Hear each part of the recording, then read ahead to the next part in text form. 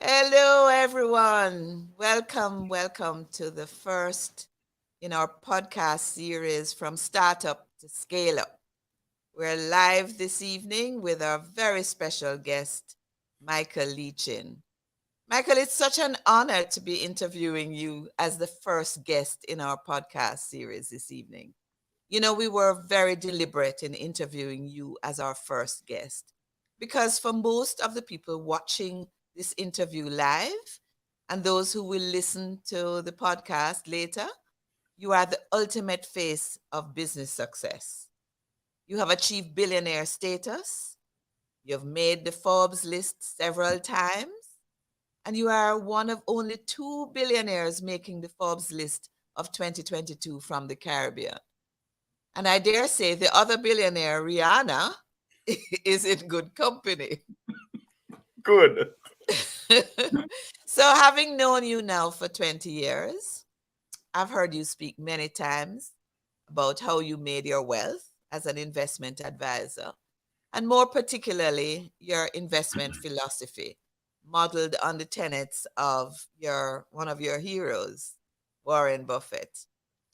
But this evening, I'd like you to share your experiences and your philosophy more broadly, taking you back to the 36-year-old who embarked on a business that has eventually led you to where you are today. As the members of our audience are primarily young, some of them not so young, um, men and women starting and scaling businesses across the Caribbean who all aspire to be wealthy. We want to hear from you this evening. So I hope that we can have a wonderful conversation. And we're going to be having questions from our audience. In about 15 minutes, we'll take a break and field some of those questions. But I just wanted to start by asking you what motivated you to start a business of your own? And how did you deal with the rejection that I've heard you speak about when you first started? Thank you very much, Sandra. I'm excited to be here, and I'm actually honored to be here to be the first guest on your show. So, in terms of uh, what motivates me, well, I wanted to be independent, independent, so that I could choose how I spend my time, who I spend my time with, and to be able to achieve and pursue my aspirations. So those were some of the motivations that I had when I decided that I'm going to take the leap of faith. Uh, so What about the rejection that you faced along the way? Because I know you have talked about, having to go door to door, um, to in a country in which you were sort of a stranger at the time. What was that like? so And by virtue, how did you deal with that? by way of context, when I first, I'm a civil engineer, and I when I first started, I was on scholarship from Jamaica. And then, so I had to come back to Jamaica for 2 years, which would now take me from 1974 to 1976. At the end of the 2 year period, I went back to Canada and I couldn't get a job. I had three job offers. The first was to be a long haul truck driver. The second was to be a soap salesman for this pyramid scheme business. And the third was to sell mutual funds. I opted for the third. So, being a young Jamaican, 26, in Canada, at the time, Canada was not as cosmopolitan as it is today.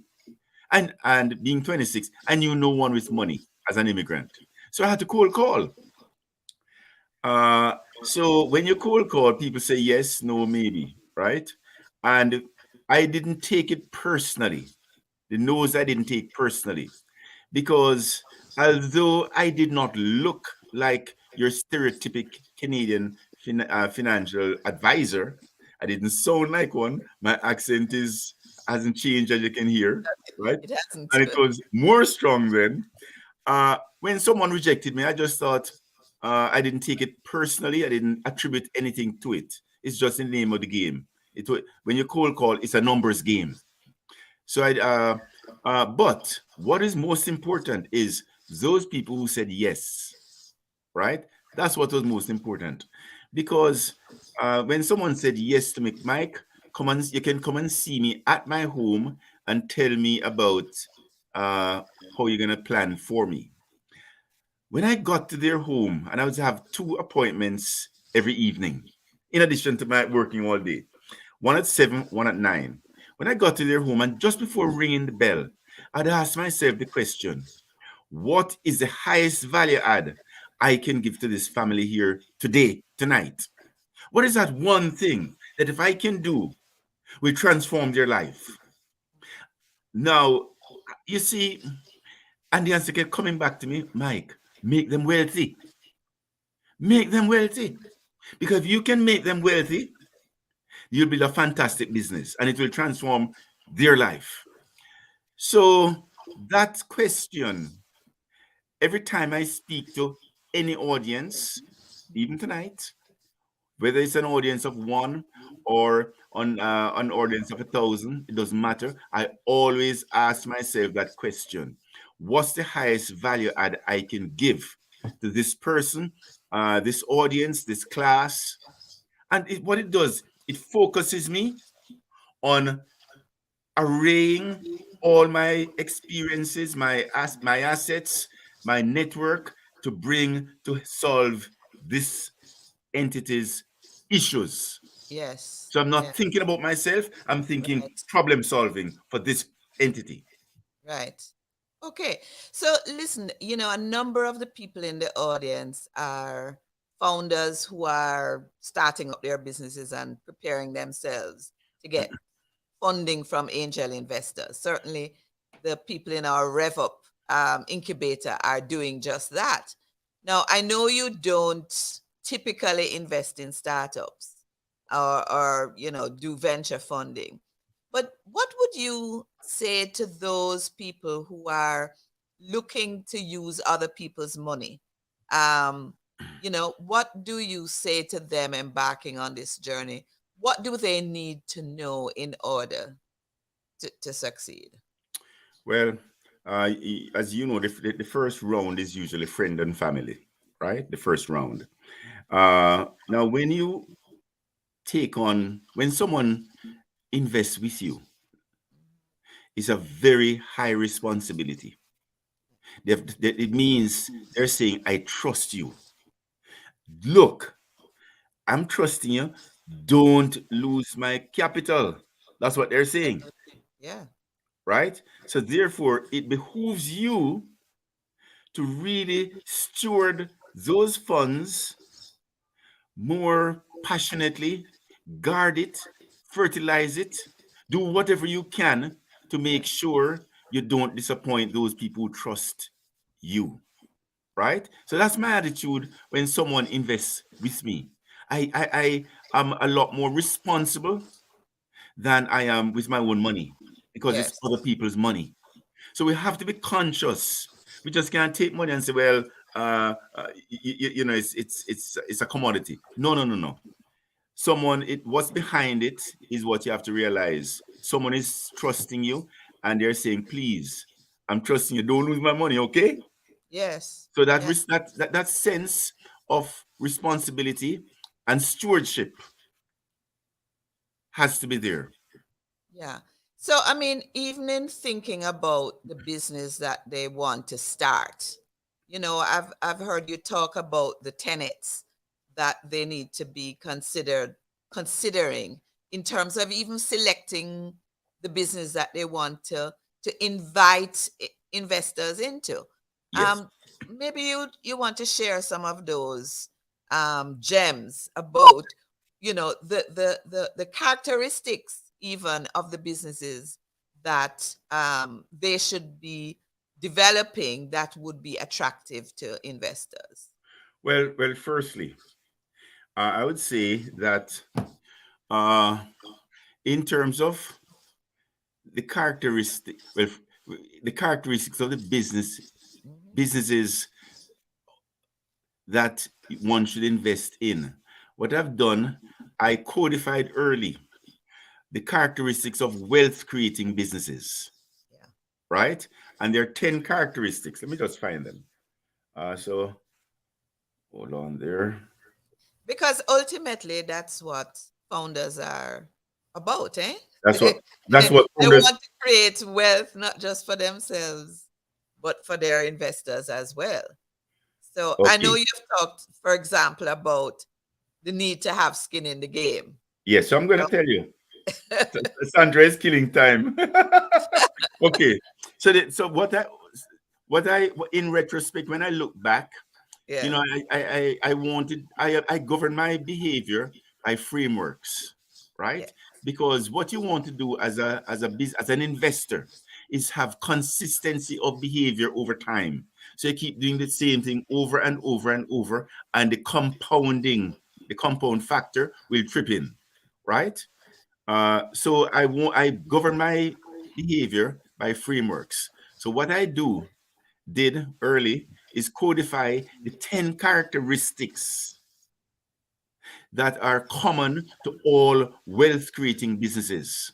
And if we know these 10 characteristics that are common to wealth creating businesses, then what we can do firstly is make sure that the business that we are building are on side of these characteristics, right?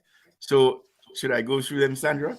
Well, yeah, I'm really, because I think there, that framework, Yeah. I've heard you talk about it, and I think it is a very solid framework for founders to consider as they build their businesses. It's Okay, a framework that I really believe in. So I'd like you to share it for sure. so when you are a business person, you are really a capital allocator. That's what you are. You allocate capital. So you just don't see yourself as a business person. You have to see yourself as not only a business person, but also an investor. And Warren Buffett famously said when he was asked, "How come you're so successful at capital allocation?" He said, "I'm a better investor because I'm a business person. And conversely, I'm a better business person because I'm an investor." So you cannot be a great capital allocator unless you think like an investor and you also think like a business person. Both. There are two roles that we have as capital allocators. So as an investor, again, I codified some characteristics of the most successful investors and their behavior. And I codify them, I call them the 5 laws of wealth creation. The first one is if you think about, all right, I put it to you another way. Think about any wealthy person. Just think about a wealthy person, and I'm going to describe the 5 characteristics of that person as an investor first. And then the 10 characteristics of that person you're thinking of the business that that person owns, right? Remember, this is not rehearsed, but I'm sure I'm going to be able to get it 5 out of 5 and 10 out of 10. In terms of the investor characteristics, uh, that person you're thinking of owns a few high quality businesses, not too many, a few. So, therefore, as aspiring business people, investors, we have to make sure that we build high quality businesses, right? Number two, you have to, that in person that you're thinking of as an investor thoroughly understands the few high quality businesses that he or she owns. So that word understand is common to wealth to every single wealth creating investor. Number three, that person you're thinking of invest in businesses that are in strong long-term growth industries. So as an investor, you have to think about the industry you're investing in and whether it has long-term growth characteristics or is it dying? Because you to minimize your the possibility of losing money, you build high quality businesses that are in strong long-term growth industry. It's a combination of quality of the business plus the strength of the industry that will protect your capital and eventually give you good growth. Number four, that person you're thinking of, that investor you're thinking of, created his or her wealth by using other people's money prudently. And lastly, that person you're thinking of, that investor, created his or her wealth by simply holding those few businesses for as long as they remain high quality and as long as the industry remains in a strong long term growth phase. So, those are the five characteristics of successful investors. Now, let us take a look at the characteristics of the business that that person you're thinking of owns. The first is, we're going to look at the business characteristics. The first is the business is run by an owner operator. The owner and the operator in one, they're married together, right? Number two, and so therefore there's skin in the game. Number two, that successful wealth creating businesses or the business that that is owned by the person you're thinking of, there's heavy concentration of ownership in that business. Few people own the business, right? Thirdly, the key stakeholders, the principles of the business. When you think of the principle, you think of the business. When you think of the business, you think of the principle. So there's interchangeability between the face of the business and the business and the business and the face of a person. As an example, when you think of Apple, whose face comes to mind? Steve Jobs. When you think of Steve Jobs, Yeah. which business comes to mind? Apple. That is typical of wealth creating businesses. So the principal's face is on the shingle. Okay? Number four, invariably, that business is not run by a perfect democracy. It's invariably it has an autocratic management style. Number five characteristic is that wealth creating business that is owned by the person you're thinking of has entrepreneurial management. Number six, that business has low turnover of management. Number seven, when the business makes a capital allocation decision, it makes a profit and then it has to allocate the profit by a plant, by another company. If the if the investment is a good one, the net worth of the principals increases. If it's a bad one, the net worth of the principal decreases. In other words, the risk reward ratio for when capital allocation decisions are made is symmetrical, tantamount to flip a coin, heads they win, tails they lose. Yeah. Number eight, the business sets long-term goals. It's not driven by short-termism. Number nine, the focus of the board. Sandra, listen now. Yes. The Yes. focus of the board is singular. Growth, growth, growth. Yeah. Number 10, uh, the business validation of success of the business would be fundamentals like customer satisfaction, margins, revenue growth, etc. So Yeah. those are the 10 characteristics of wealth creating businesses. And for Yeah. all of us who are aspiring to create successful businesses, we should keep those characteristics on our refrigerator and make sure we are building towards we're on side of all of those 10. If we're on You know, side of all, yeah, I mean, Mike, I really believe in those principles, because so often when I deal with startups, they're thinking about themselves as small businesses. But I always say, think of yourself as a small business that's going to be large very soon. And if yeah. you stick to those principles, you'll get there. Now we have some questions, I think, already coming in from the audience. So we're just going to take a quick break and entertain some of those questions. Yes, hello everybody. Thank you all for being here. We have almost 100 people on stream right now, which is totally amazing. We see all the comments coming in, which is really amazing. But don't forget to get the most benefit from this session to ask your questions on below. We're going to be pulling questions up soon, so put your questions in the comments. And as they come in, we'll put them up. Don't forget to put your questions in. Get Sandra, get Mike to answer questions about your business. All right, let's keep going. All right. No questions yet. They're just going to come in shortly.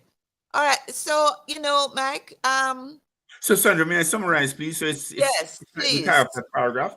So, therefore, Yes. even as a startup business person, you have to see yourself in a dual role. You are an investor in your business, Yeah. but at the same Absolutely. and at the same time, you're a business person. Yes. So Yes. you have that that dual role. So as Dual an role to investor, play. yes. I just wanted Absolutely. to say that to tie off that paragraph. No, and that's so important. And I'm glad you touched on the role of the board because for a lot of the founders who are getting equity investments, having a board is such a new thing to them, and being accountable and making sure that you are working to your plan and working to increase the value of the business. But let me ask you, because this is one question that came in from one of our founders in the RevUp cohort. Well, what are some of the signs that founders will know that their business is on the right path? Uh, hmm. Customer satisfaction, customer satisfaction, customer referrals. When customer referrals refer you to other customers, then you know you're doing the right thing. In fact, I have a saying in my business. I want to drive marketing costs down to zero, right? I want to drive marketing costs down to zero. And the only way to drive marketing costs down to zero is to have people talk about you and refer customers to you. So Therefore, good I should, things though. eh? Say good things. Yes, say good things about you. Exactly. And Yes. refer other people to you. Then you don't have to spend any money marketing. And you can only do that if you do three things very well. The first is build the best reputation. Have your business build the best reputation for itself. The second thing is the business has to be differentiated in the marketplace. So every day we should be waking up and saying, how am I making sure that my business is not regressing to becoming a commodity? So it Yeah. has to be an everyday thought. How is my business differentiated in the marketplace? And the third thing we have to do really well is to make sure we honestly address customers' needs. Yeah. Honestly, Yeah. not just marketing to sell. We really address customers' need wholeheartedly. The focus has to be on the customer. Yes. Focus has to be on the but the thing is that the startup journey is difficult. Um many, I mean, we know the statistics about failures, startup failures, and many founders um you know kind of want to know, when should they, if things aren't going well, when should they pivot? Should they give up? Should they stay the path? When is resilience? When is it resilience versus foolhardiness in terms of, I know perseverance is one of the key characteristics of an entrepreneur, but, you know, what are the signals that one should probably take on board to say, well, this is maybe not the path, the best path for this business? What would you say to them? Well, firstly, uh, every uh, every business will go through uh, the what we call the hockey stick curve. In other words, you know what a hockey stick look like. It's you have the handle and it's long, and then you have that the part that hits the ball, right? So we call that's the hockey stick curve. So you start off at the handle of the hockey stick, the top of the handle, and you work, you try to differentiate, you build your business, and it takes a while. And if you don't persevere through those downs, you'll not get to nirvana, which is at some point you're gonna the business is gonna go start going up the gradient of the curve, right? And right at that inflection point, when it start right at the nook of the curve, between the time you start and that nook, that time frame, you put out a lot of effort and you get a disproportionately low amount of results. After you've passed that inflection point, you put out it flips. You put out a little bit of effort and you get a disproportionately high amount of returns. But most people don't get to that inflection point. They give up, Yeah. right? So the question is, what is the antidote to giving up? That's the question. So I would say the antidote to giving up is first your own belief in what you're doing, because your belief in what you're doing will invoke commitment. It will invoke perseverance. Then you can say, well, I can believe, I can invoke, I can have commitment, and I can persevere.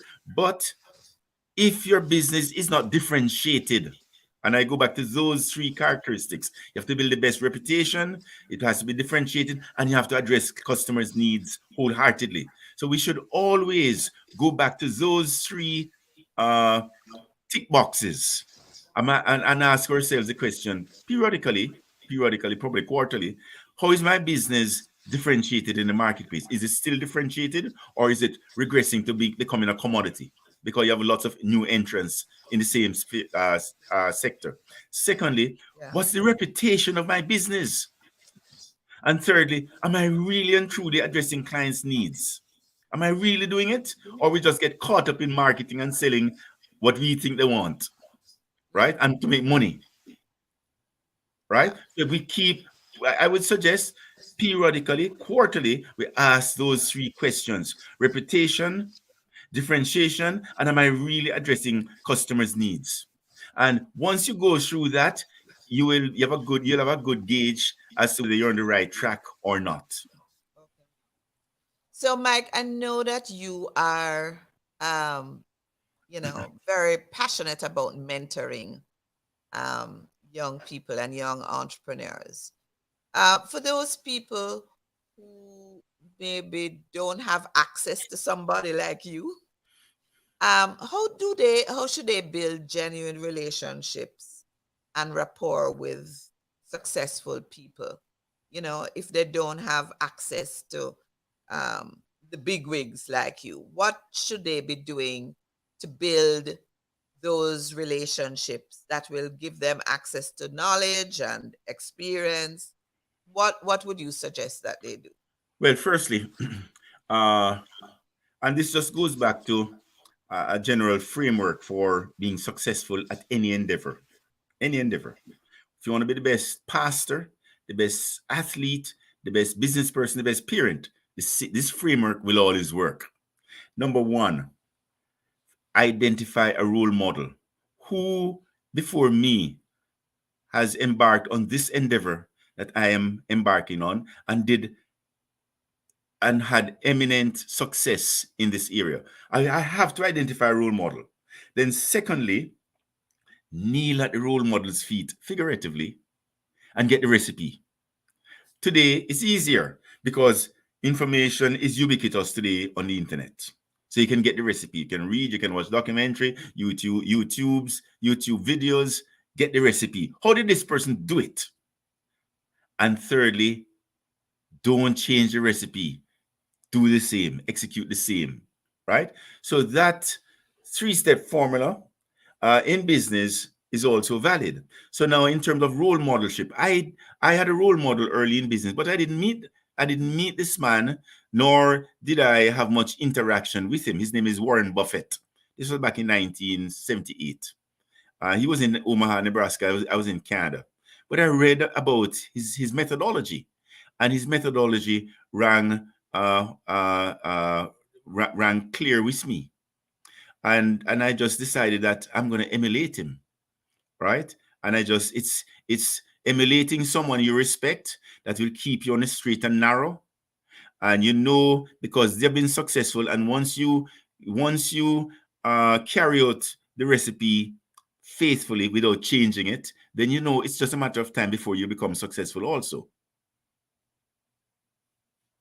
No, I think that's great advice. I think we have a question coming in, Paul, from the audience. Yeah, we have a few questions coming in.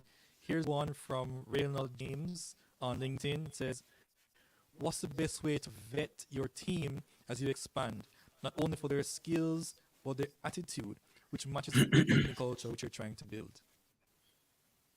That's a great question, Mr. James. Reynolds.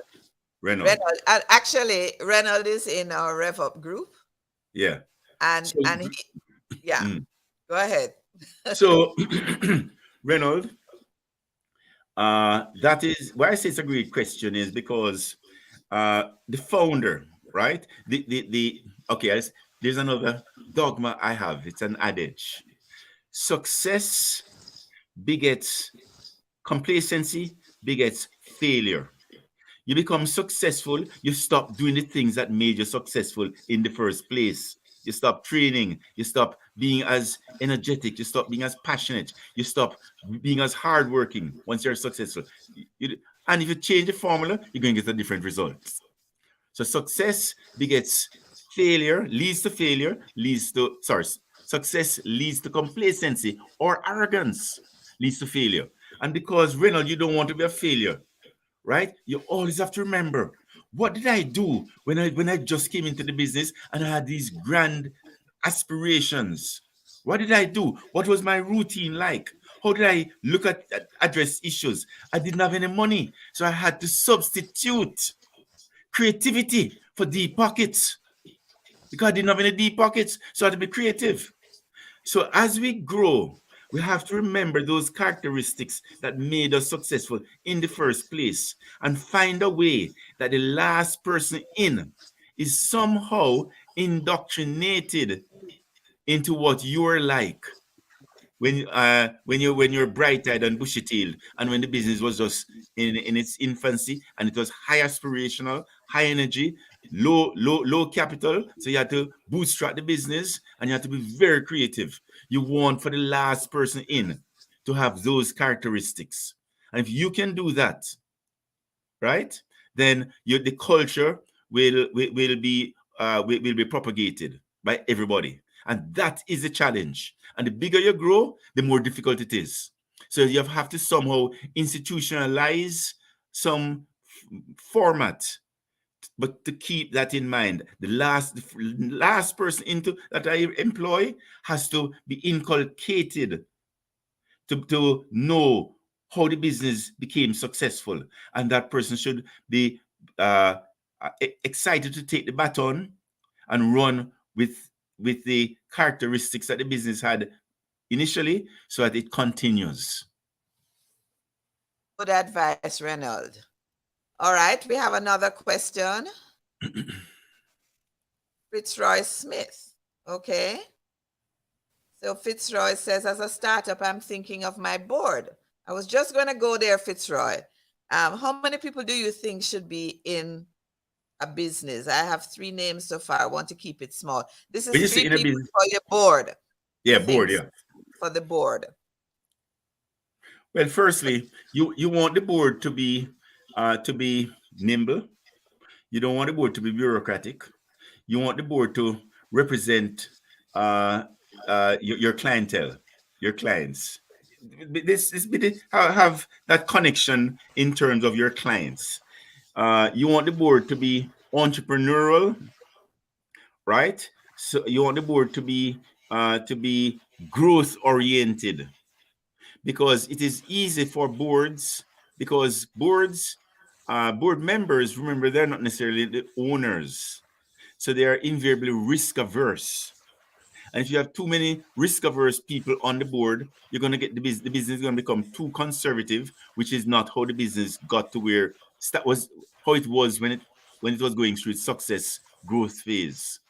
So you want to have people who are at risk, who can think risk, but at the same time who are not fussed, not paralyzed by risk, that they don't think growth also. So in terms of a number, I would say for a small business, 5, 6. 5? Yeah. Yeah, I think 5 is an ideal size. And I just want to say, Fitzroy, that certainly if you are looking for an angel investment, we're talking about board of 5 with actually 2 investors. So they have ownership in the business, they have skin in the game, and they are they are wanting to see the business grow. So thank you for that question. I think we have a few more. Let's take another question. Bevan King. Okay, Bevan, thanks for posing your question. He says, good evening and thanks so much for sharing with us. You mentioned the power of compounding. What are some compound effects you're currently benefiting from? And how did you decide which to choose? Okay. Okay, the most, Bevan, pleased to meet you and thank you very much. Great question. Bevan, if I were to start over again, well, in fact, what I do, I teach my children, I pound into my children that their reputation is paramount.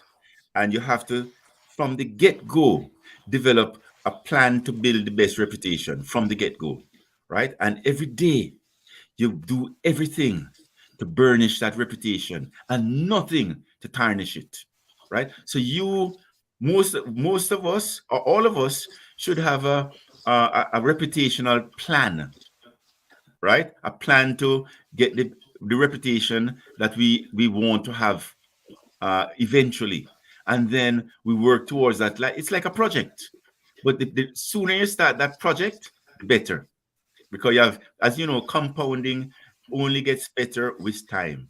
So the best time to start is when you're born. So you're So benefiting, the yeah, compounding effect you're benefiting from, Michael, is the is reputation my that my you, reputation. Is my yeah, reputation. You see, yeah. my reputation is like a passport, right? I walk into I go into a country. I say I'm Michael Leachin. It's synonymous with certain things, right? And it gives me access, right? So I would say your reputation, you have to determine what you want to be known for, Yes. and then you work towards it. You have a plan to get towards that which you would like to be known for. In my case, I wanted to be known as a business person with a heart, as a business person. In order, so what I did, I made sure I don't forget it. So I enshrined it in terms of my mantra, and it's prosperitas cum caritate, which is prosperity with care, right? You can, and uh, it's also in the long run a great business strategy, because you cannot be an island of prosperity in a sea of despair. You have to, your business has to take on the responsibility of uplifting its community. So prosperitas cum caritate is my personal mantra, my business mantra. And as you know, NCB's business mantra is building a better Jamaica, right? Uh, well, it's changed a little bit now, but it It's good. was. It's changed. We haven't released that yet, Mike. So, So, but but it's really building community, which is something that NCB does so well.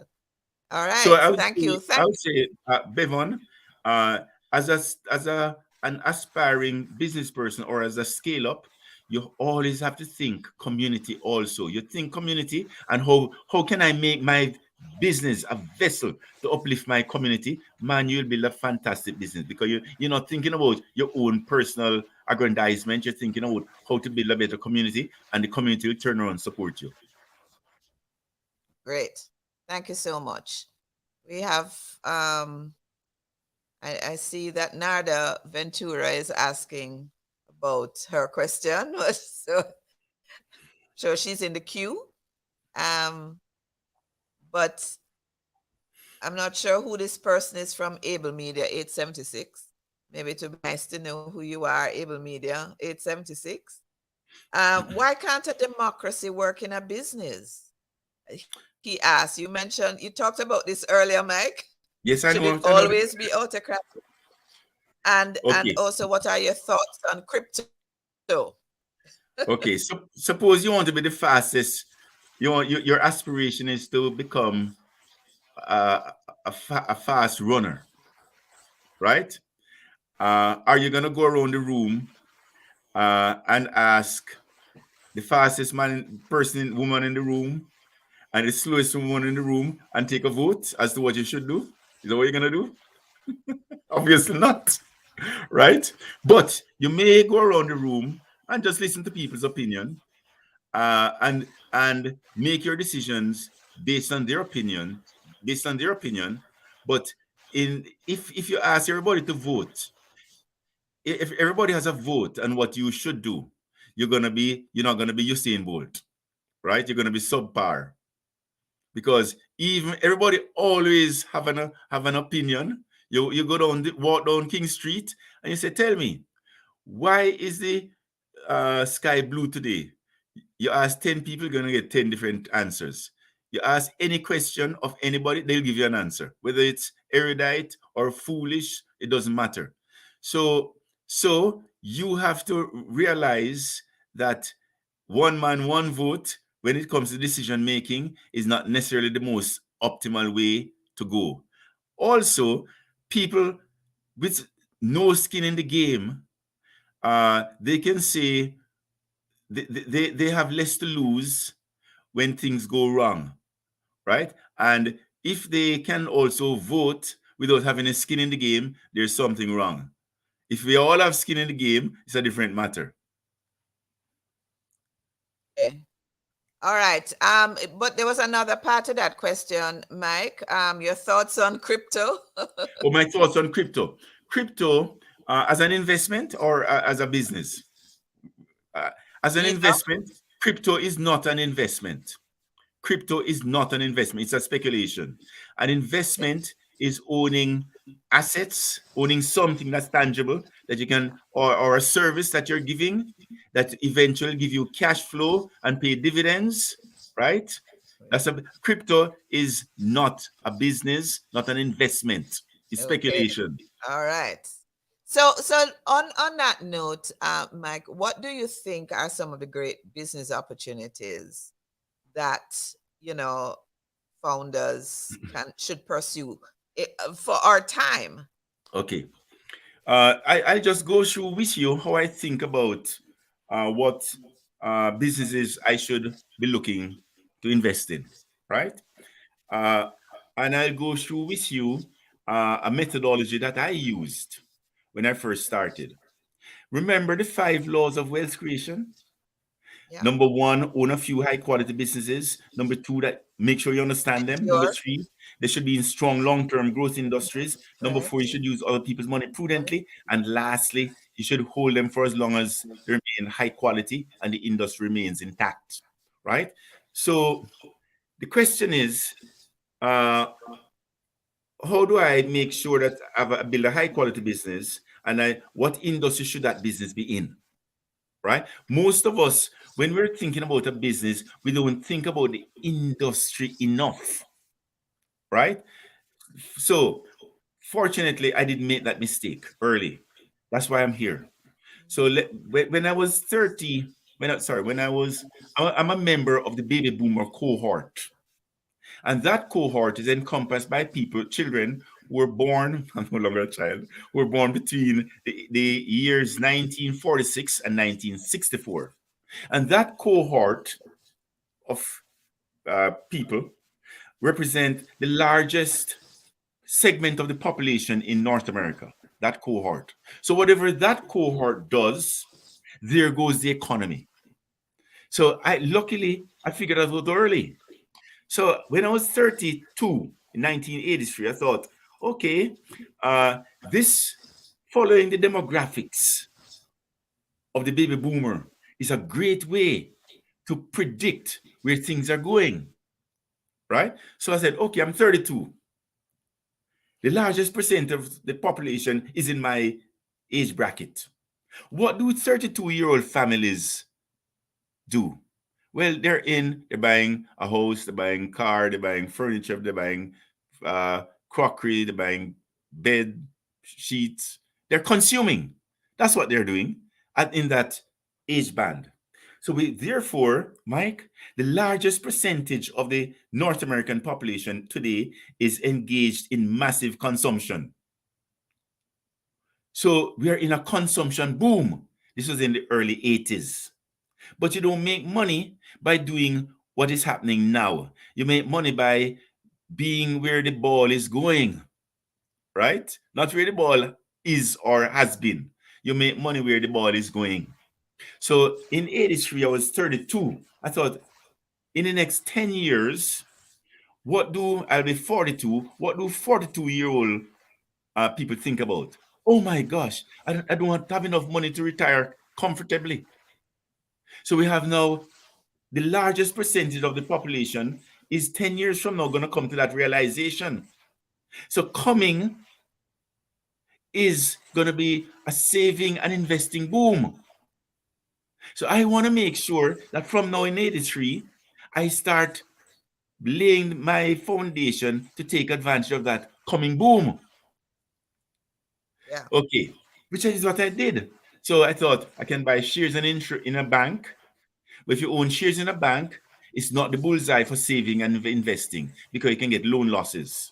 I can buy shares in an insurance company, but when you buy shares in an insurance company, it's still not the bullseye for saving and investing because you can get underwriting losses.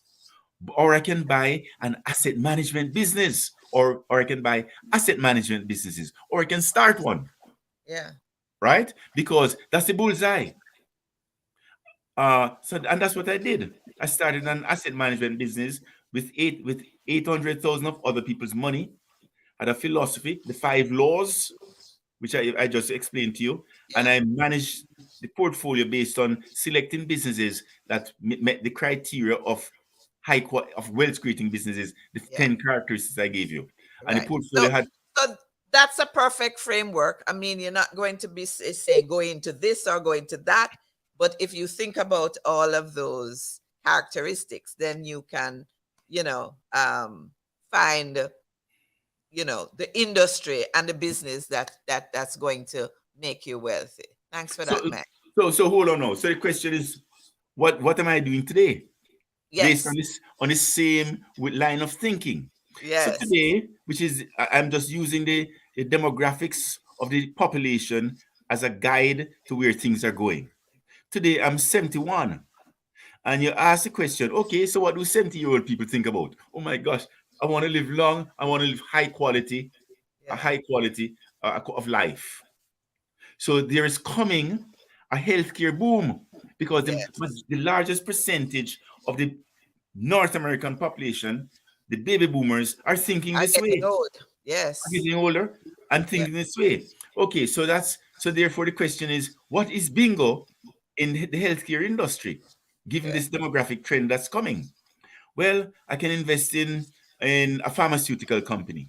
I can invest in long-term healthcare business. Or I can realize, you know what? When people become old and older, they're more prone to get cancer. So oncology is going to be a boom within a boom of healthcare. Yeah. So I can invest in oncology. When you think about oncology, there are two modalities of treatment that are 80 years old. First, external beam radiation. Secondly, chemotherapy. But those are 80 years old. They're Yeah. ripe for disruption. Yes. So what is going to disrupt those two modalities is New treating technologies. New new technology. technology. And Exactly. Mike, I wish we had enough time to get into that investment that you have made because it's fascinating every time you share with me information on the breakthroughs that are coming. Um, but we do have some startups lined up, so I know they're anxious to ask you their question, and I think they going to come on camera. So the first person we have is Nada Ventura from Easy Payments. All right, Narda, Nada. Hi. how are you? Good night, Mr. Leachin. Good Pleased to night, Miss meet you. Glasgow. I'm Hello, so Miss pleased to be Ventura. here. So, my question, statement, then question. International VCs and analyst firms are reporting that 2021 was the biggest year ever for investment funding for fintechs. One of our goals is to make our fintech, easypayments.com, an attractive international firm, attractive to international firms looking to scale through investments or acquisition. So my question to you is, Mr. Leachin, how do you see the Caribbean and Latin American fintech landscape evolving? And what are some of the key pillars that you think we should focus on as an early stage market entrant? Well, firstly, when in 2002, which is when I decided to buy an interest in a national commercial bank. Here's what here's the model I had in mind. Holland, which is a country of I think 13 million people. Holland, right? And if they have two major banks. The first is ING, and the second is Ambro, right? And those two major banks, if you put them together, they're about the fifth or sixth largest bank in the world, emanating from a country with 11 million people, right? Right. So I thought, whoa, that to me was inspirational, because I thought Jamaica has 3 million people. It's not a function, the eminence and success of a business that has international scope isn't limited to the population where the business is domiciled in. That was the conclusion I made from the Holland example, right? So the how I would look at it is making sure that I use the Caribbean as a testing ground, right? But always have in mind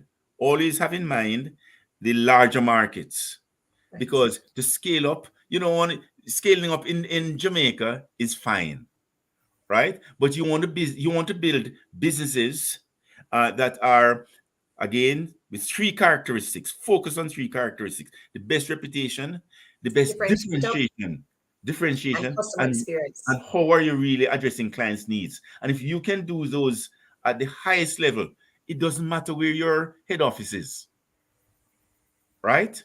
So just focus on making sure you always, because the payments business now, fintech, is getting to be a crowded area, right? Yes, And the barrier to entry is not that high. correct.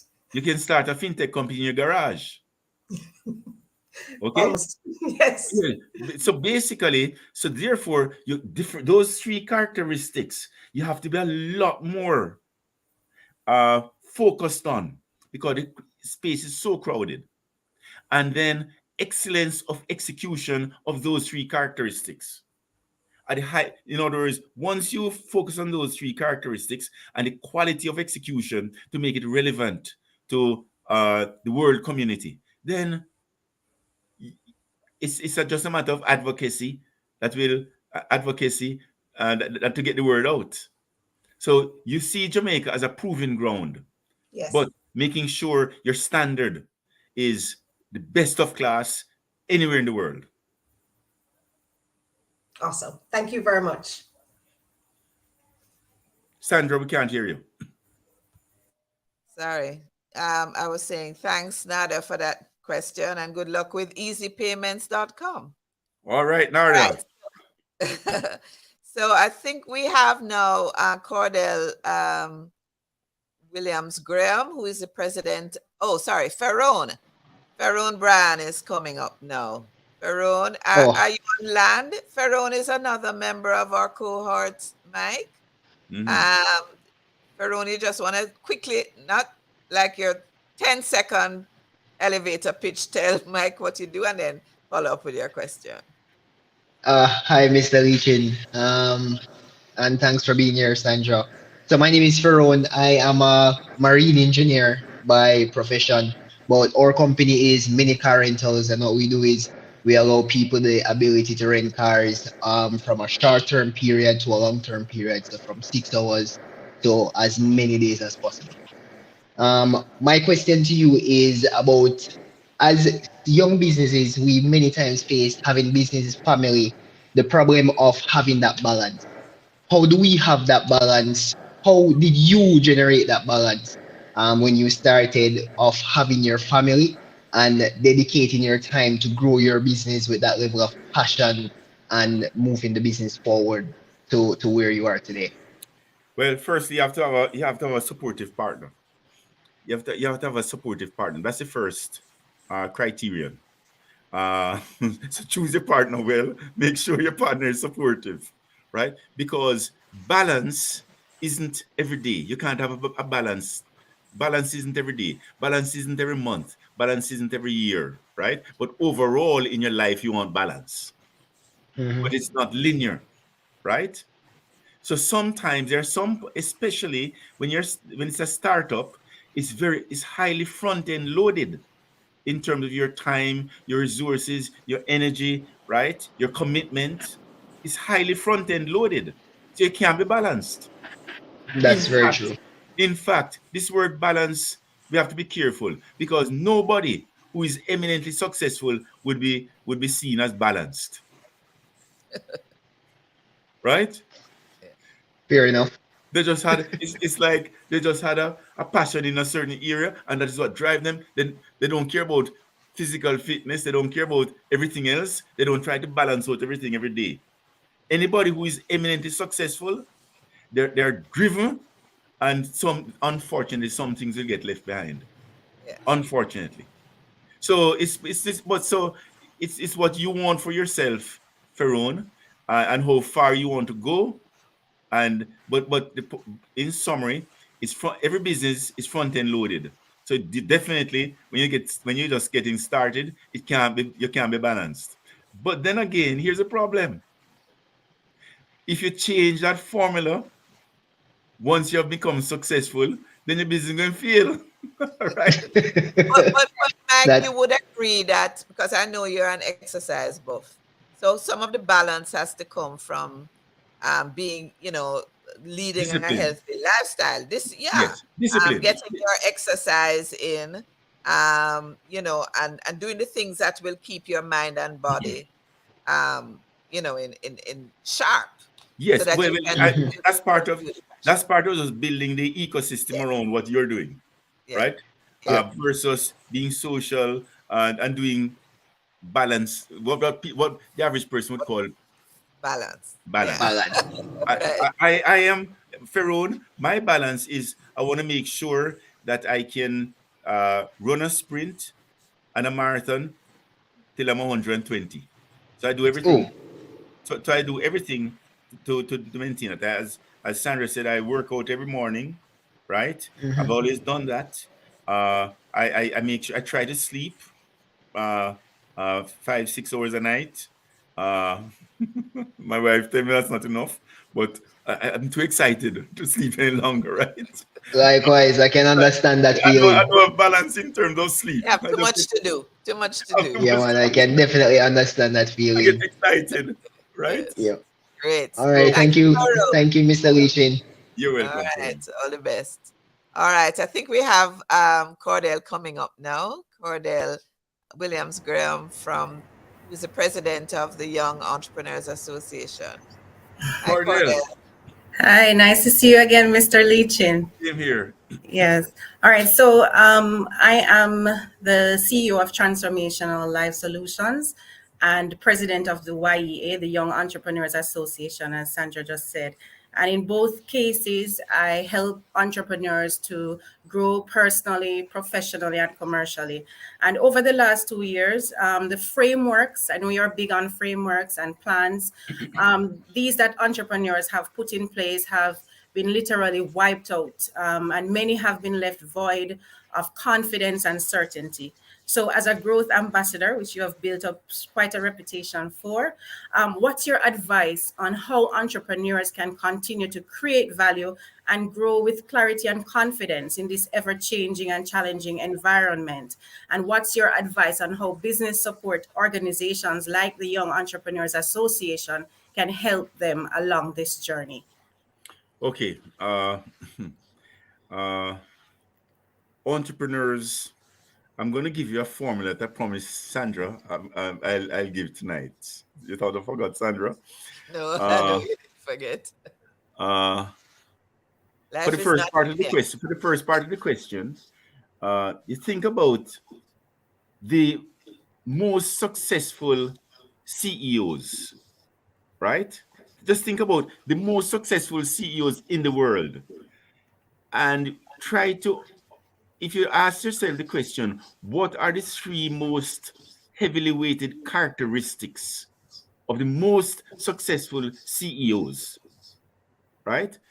When you'll probably agree with me.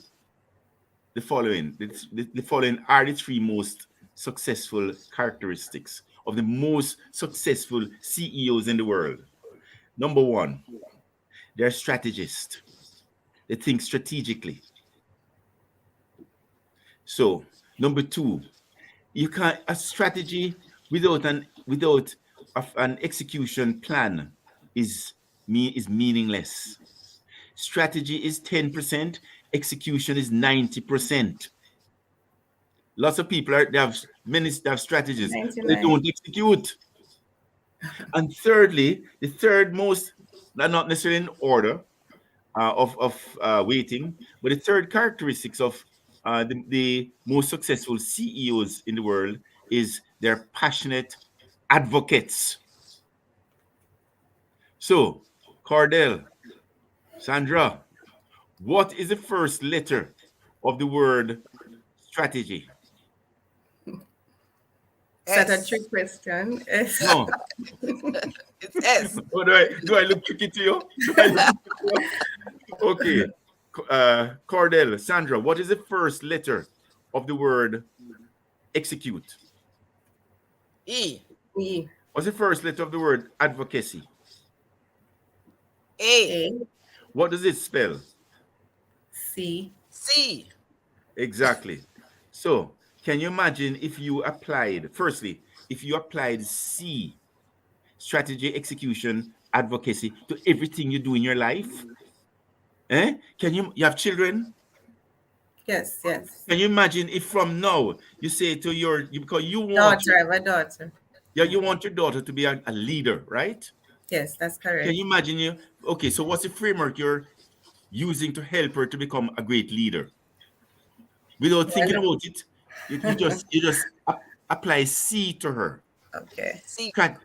What's your daughter's name, Cordell? Kyle. Eh?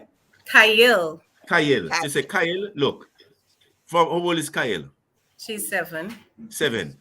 Tonight, you're gonna say, Kyle, we're gonna talk about C. Everything you do. You wanna go to the movie? Okay, ma.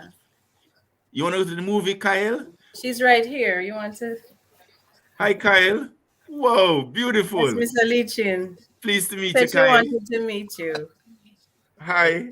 Come Okay, so you sit there, Kyle, and listen, right? Okay? Mommy's gonna talk to you when we're finished about SEA. So everything you do from now, Kyle, you wanna apply C to it. You wanna go to the movie? You say, okay, mommy, I wanna go to the movie. Mommy, S means strategy. I need a strategy to get to the movie. How am I gonna get there? Am I gonna walk? Am I gonna drive? When am I gonna do it? All right? I need to execute on it. And then I need to advocate it. I need to tell mommy that, mommy, I need to go to this movie, right? And here are the reasons why. So now you want Kyle to be the best strategist, right? So how do you encourage those strategic latency that she has? You probably should have her enroll in the chess club, right? Because chess, you think 5 moves down the road in chess, 10 moves down the road, right? So probably in developing Kyle to be a great strategist from now, probably you should get her enrolled in chess and just think about what else can I do to have her think strategically, to have her think 3 moves down the road, right?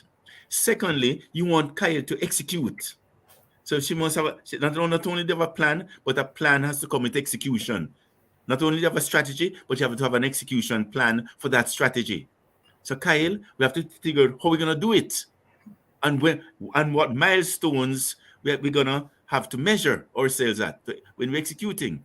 And Kyle, you want to make Kyle the best advocate in the world. So how do you develop Kyle to be the best advocate in the world? Well, probably you should have her join the debating club. And probably you should have her get enrolled in drama so she can communicate well and confidently.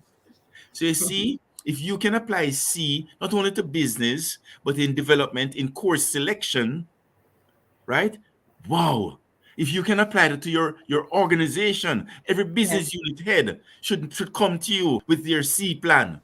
And you're gonna measure them and pay them, compensate them based on their C. So every quarter they come to you with their strategy, execution, and advocacy plan.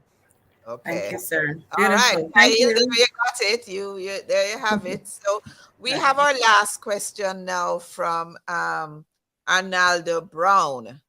Um, Mike, I don't know if you have ever met Arnaldo. He's actually I don't know if I should call you a former politician, Arnaldo, but he was a junior minister.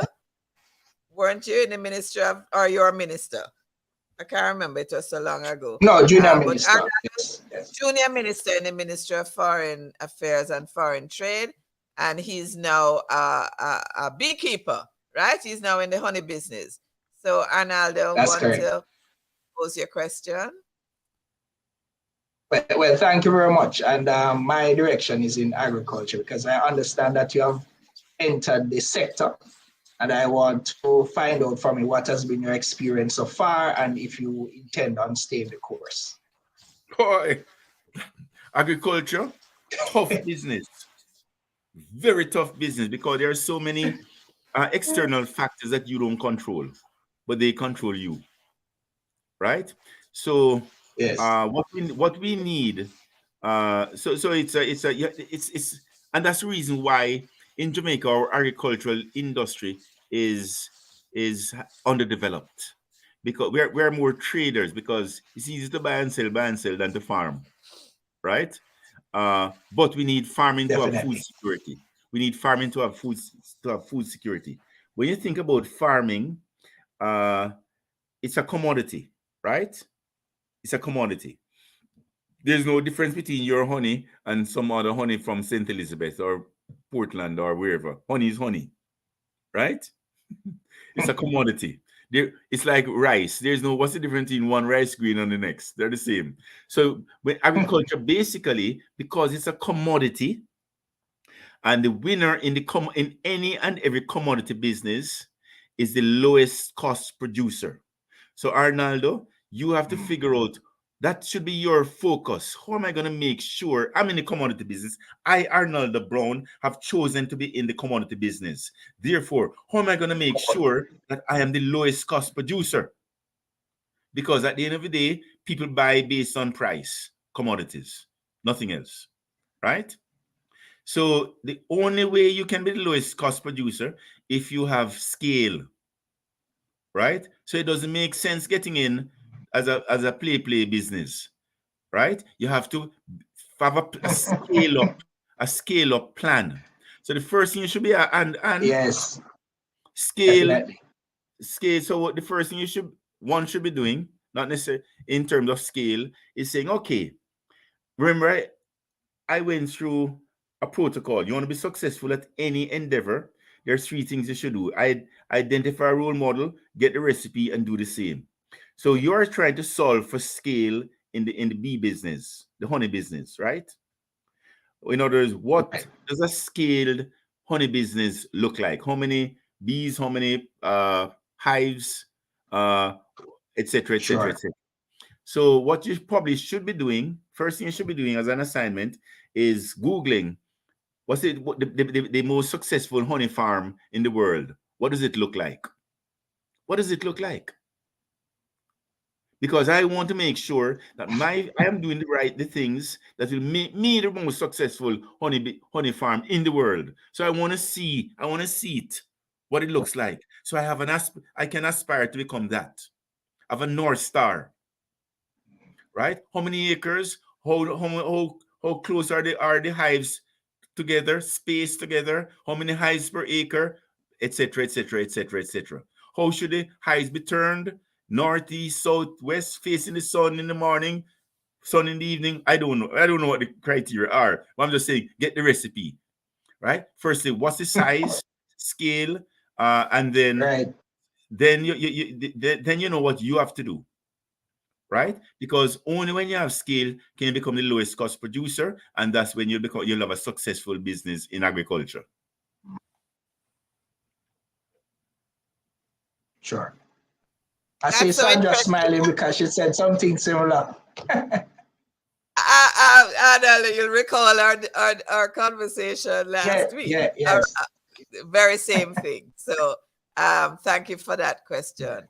I think we're at the end of our question. I mean, we have actually gone over 10 minutes, the time that we asked you to stay, Mike. So I don't know how I can thank you, but I just want to remind everybody that RevUp has a new cohort starting in June. Our applications will open in April. That's next week. We're going to be looking at applications. And just to let everybody know, especially our friends from the Caribbean, that they will be part of this cohort going forward. And even better, that Michael Leachin has offered to mentor 3 of the founders in the cohort. Didn't you, Mike? See, Assuming I'm being ambitious. no. There's one assumption here Yes. that they vote that they want to hear me again. Oh gosh, listen. I will tell you guys that having known Michael and sort of you know really been listening to him and learning from him over the last 2 decades, there is so much to learn. Every time I see Mike and we have a conversation, I learn something new. Thank you So very much, Sandra. so I would say if you are part of the next cohort and you're selected to be mentored by Michael Leachin, you will be a very lucky founder. So I want to thank you so much, Mike, for taking the time this evening. I know your time is very valuable, and we really do appreciate that you were here to share all your experiences and all the frameworks that guide you in life and in business decision making. And we hope to have you back again sometime in the future. And thank you to everybody who tuned in. This podcast is going to be available on your favorite podcast platform as of April 6th in the audio version. And this video will be posted on RevUp's website. So thank you all for coming. And I want to say a special thanks to Alexander and Paul Stennett from Amazing Gains, who are the podcast producers for this evening's event. And also, I want to thank the Limners and Bards, Kimala Bennett, who is one of our angel investors, for providing some of the equipment, the lighting that we had this evening. And thank you all so much. Mike, thank you very, Before I very go, much. before I Yes, go, can I yes, say something? yes, please. Sure. Sandra, as you know, I enjoy being able to contribute in whatever way I can. Right, I've had the benefit of a successful career internationally in many sectors, and it would only it would it is it would give me fulfillment to be able to continue to be able to impact on our young bright aspirants. So however many times you want to invite me back onto your show, I will gladly accept. Thank you. Thank you so much, Mike. And I want to also just say a special thanks to NCB, who is one of the sponsors of RevUp, and the Development Bank of Jamaica and the Inter-American Development Bank. I'm really excited about where RevUp is going, and we look forward to welcoming you back, Mike. Thank you, everybody, and good evening to you.